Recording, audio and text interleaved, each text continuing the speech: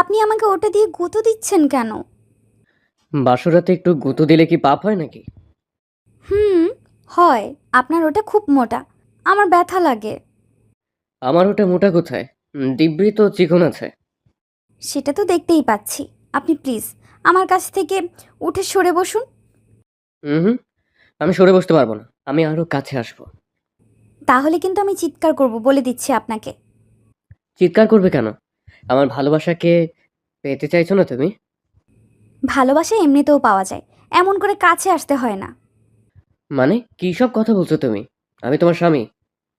স্বামী দেখে কি আপনাকে মাথায় করে রাখতে হবে নাকি? আমার পাশ থেকে উঠে বসুন। অধরার কথাগুলো শুনে অয়ন বুঝে উঠতে পারছে না কি হচ্ছে তার সাথে।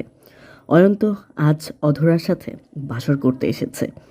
তবে এখন অধরার বলা কথাগুলো শোনার পর অয়নের মাথা থেকে বাসর করার কথা বা চিন্তাভাবনা সব কিছু একদম উবে যাচ্ছে। অয়ন আর অন্য কিছু ভাবতে পারছে না। অয়ন বোকার মতো অধরার গা ঘেঁষে বসে আছে। অধরা অয়নকে থ মেরে যেতে দেখে খানিক রেগে গিয়ে চিৎকার করে উঠল। আম্মু, আম্মু, আপনার ছেলে দেখুন আমাকে মারছে। আপনি একটু আসুন প্লিজ। আম্মু। অধরার চিৎকার শুনে অয়নের টনক নড়ে ওঠে। অয়ন হকচকিয়ে উঠে অধরার মুখ চেপে ধরে অধরাকে উদ্দেশ্য করে ফিসফিস করে বলতে লাগলো, এই পাগল হয়ে গেছো তুমি?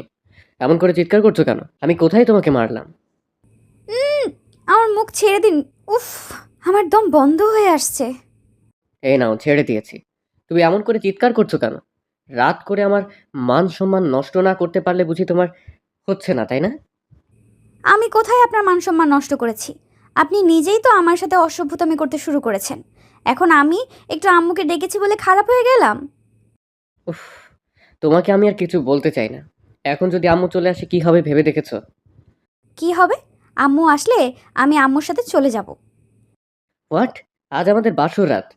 বাসর ঘরে না থেকে আম্মুর কাছে কেন যাব? কারণ আপনার চরিত্র খারাপ। এই কারণেই আমি আপনার সাথে আর থাকতে চাই না। এই আধরা, পাগলের মতো কথা বলো না। আমার মাথাটা। অয়ন সম্পূর্ণ কথাটা বলে শেষ করার আগেই দরজার ওপার থেকে কেউ একজন দরজায় নক করল। অয়ন নক করার শব্দ শুনে হকচকিয়ে উঠল। অয়ন অধরার দিকে তাকিয়ে নিজের মুখ কুঁচকে ফেলল। অয়ন শিওর যে বাহিরে অয়নের আম্মু দাঁড়িয়ে আছে, আর এসব কিছু অধরার জন্য হচ্ছে।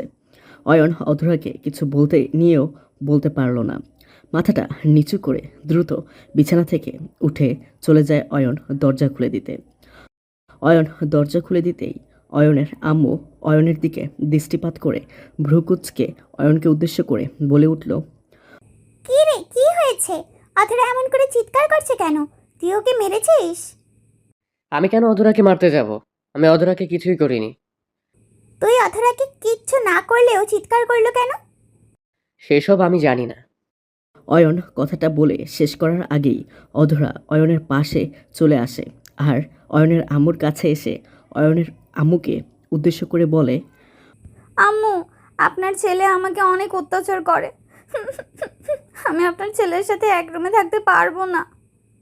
আহা মা, আমি বুঝতে পারছি না অয়ন কেন তোমার সাথে খারাপ ব্যবহার করছে। কিন্তু সত্যি বলছি মা, আমার ছেলে এমন না। আম্মু, আমি কিচ্ছু শুনতে চাই না। আপনি প্লিজ আমাকে আপনার সাথে করে নিয়ে চলুন। আমি আপনার সাথে যাব। অধরা অয়নের আম্মুর সাথে চলে যায়।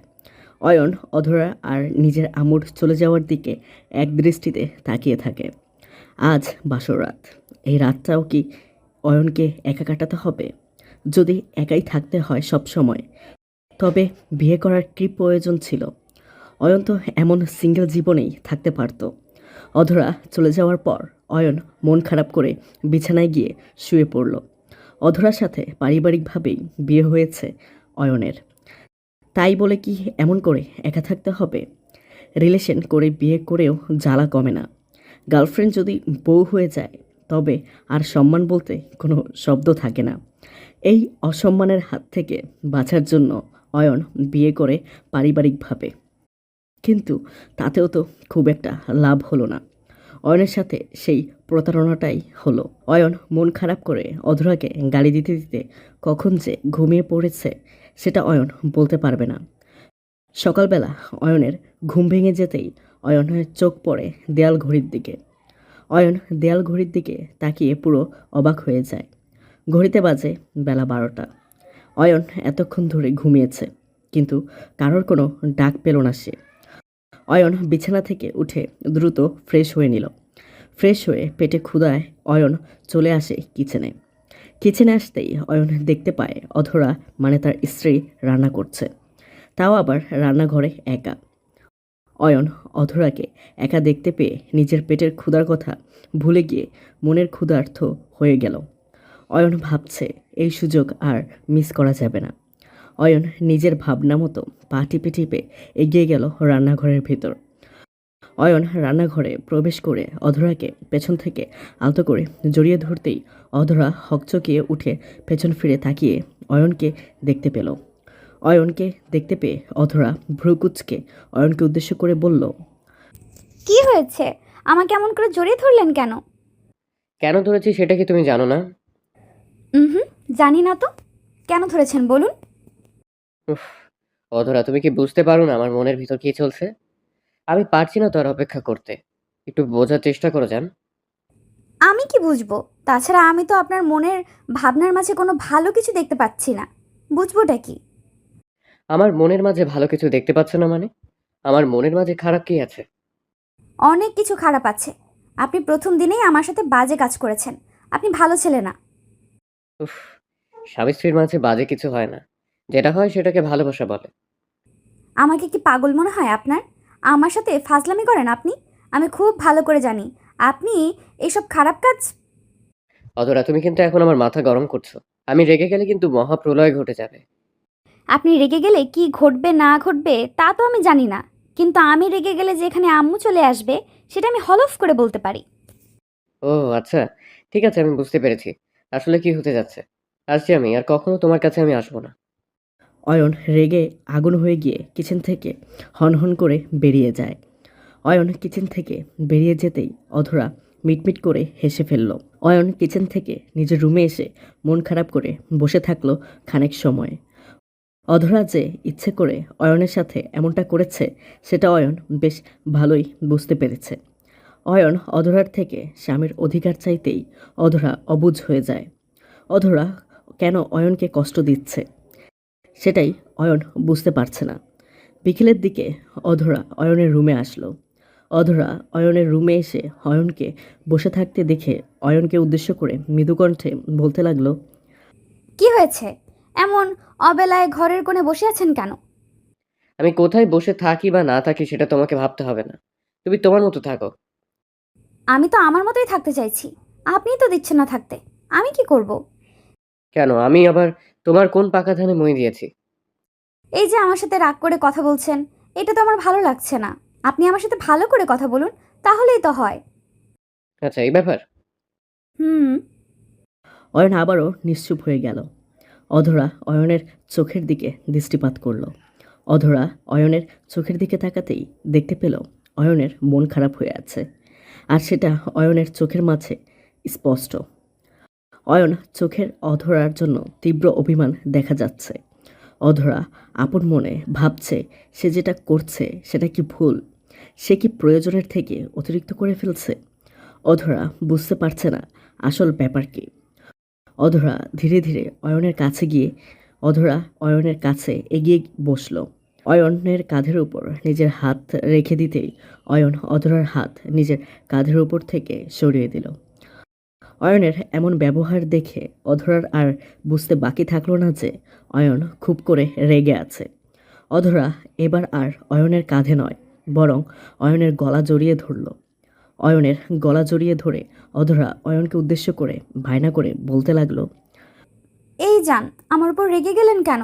আমি আপনার সাথে একটু করে মজা করেছি, তাই বলে এত অভিমান করবেন? আমার সাথে মজা করেছো দেখে আমি অভিমান করিনি। আমি অভিমান করেছি কারণ তুমি প্রয়োজনের থেকে অতিরিক্ত করেছো। আমার ভুল হয়েছে। আপনি আমাকে ক্ষমা করে দিন। আর কখনো আপনার সাথে অতিরিক্ত ফাজলামি করব না। না না, দরকার নেই। তুমি আমার সাথে আরো বেশি করে ফাজলামি করো। আমি তো তোমার ফাজলামি পছন্দ করি। করো করো, বেশি করে করো। আহা বললাম তো সরি। আপনি দেখি আমার কথা শুনতেই চাইছেন না। আপনি অনেক বেশি জেদি। হুম, আমার সাথে ফাজলামি করা খুব শখ, তাই না? এই নাও, তোমার শখ আমি পূর্ণ করছি। অয়ন নিজের বলা কথাটা বলতেই অধরাকে হ্যাঁচকা টান দিয়ে নিজের বুকের সাথে মিশিয়ে নিল। অয়ন অধরাকে নিজের বুকের সাথে মিশিয়ে নিতেই অধরা অবাক হয়ে গিয়ে অয়নের দিকে তাকালো। অয়ন অধরার নিজের বুকের সাথে মিশিয়ে নিয়ে অধরাকে উদ্দেশ্য করে ফিসফিস করে বলতে লাগলো। কি কেমন লাগছে এখন আমার বুকে এসে? শান্তি লাগছে? হুম, শান্তি লাগছে। তবে এ কেমন শান্তি সেটাই তো বুঝতে পারছি না আমি। এটাই হলো প্রকৃত শান্তি। স্বামী স্ত্রীর মাঝে সবসময় শান্তিটাই বজায় থাকে। তাই বলে এত শান্তি? এই শান্তির জন্য আমি সারা জীবন অপেক্ষা করতে পারি। আরো ভালো করে জড়িয়ে ধরুন। উফ, আরো ভালো করে জড়িয়ে ধরতে হবে। ফাজিল, গতকাল রাতটা তো মাটি করে দিয়েছো, তা না হলে আরো শান্তি পেতে। আমি কোথায় মাটি করলাম? আপনি নিজেই তো আমাকে জোর করছিলেন। আমি ওসব পছন্দ করি না। আমাকে শুধু একটু জড়িয়ে ধরলেই হবে। আচ্ছা তাই না ফাজিল? আমি শুধু জড়িয়ে ধরাতে পারি না, জড়িয়ে ধরার সাথে সাথে আমার একটু অন্য কিছু লাগে। অন্য কিছু মানে? এই, আমি আপনাকে বলে দিচ্ছি আমার সাথে বাজে কিছু করার। অধরা সম্পূর্ণ কথাটা বলার আগেই অয়ন দুম করে নিজের ঠোঁটজোড়া প্রসারিত করে অধরার ঠোঁটের সাথে নিজের ঠোঁট এক করে ধরল। অয়ন অধরার ঠোঁটের সাথে নিজের ঠোঁটজোড়া লেপটে নিয়ে পাগলের মতো করে চুমু খেতে লাগলো। অয়নের ঠোঁটের গভীর পরশ পেয়ে অধরা নিজেও পাগল হয়ে উঠল। প্রিয়জনের ঠোঁটের স্পর্শ এতটা মধুর হতে পারে, এটা যেন কল্পনার অতীত ছিল অধরার কাছে। অধরা নিজের চোখ জোড়া বন্ধ করে নিয়ে অয়নের সাথে সমান তালে রেসপন্স করতে লাগলো।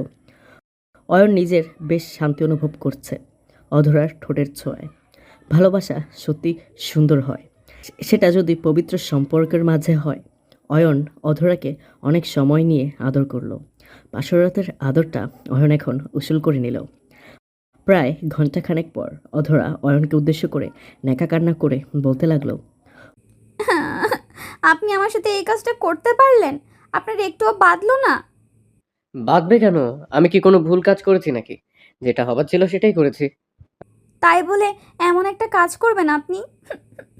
আমি আপনাকে কখনো ক্ষমা করব না। আমি কি তোমার থেকে ক্ষমা চেয়েছি?